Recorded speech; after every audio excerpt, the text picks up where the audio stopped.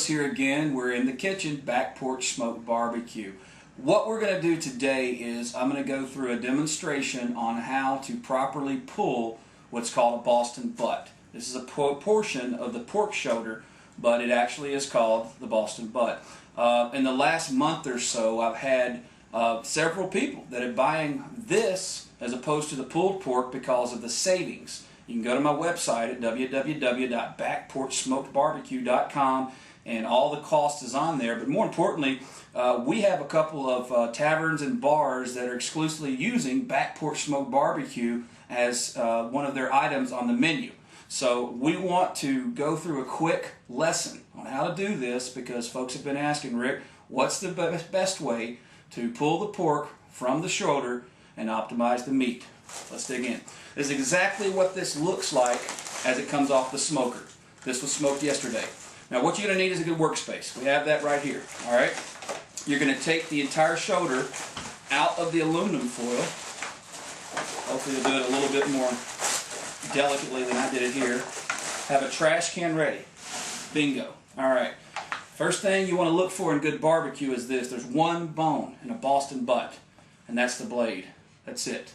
If that comes out that easily, you've done it the right way. You've done it slow, and you've watched the temperature, and you cooked it for 12 to 13 hours.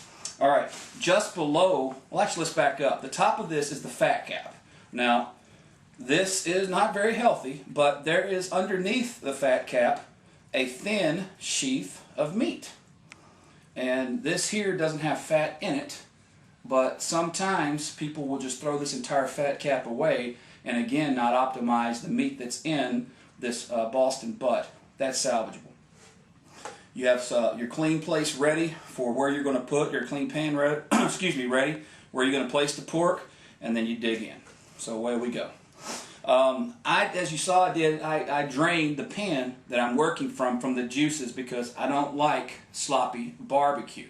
But with that said, and if you can zoom in here, Jeff, you see how moist this is right here? That's the way you want it. Now, I brought this here for a reason. This is apple cider vinegar.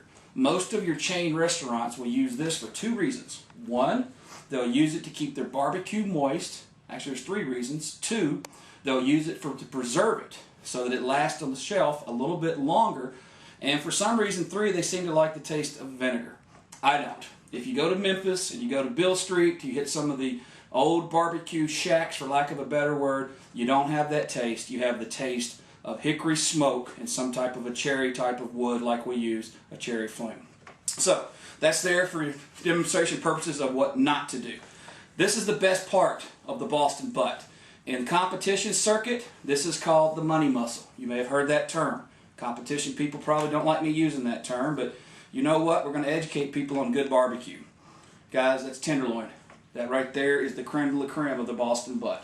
You pull that apart. Jeff, you focus on that. I hate to be boastful, but that's as good as she gets right there. That's it. So, that's very simple. And if you come back with us in about 2 more minutes, we'll be on the back side of this and we'll show you the very back end. We're hoping to help you out in showing you how to properly pull Boston butt. Again, this is Rick Willis. Find me on the web at backporchsmokedbarbecue.com. Check out our photo album and see why people are using us and how many people and what they're saying.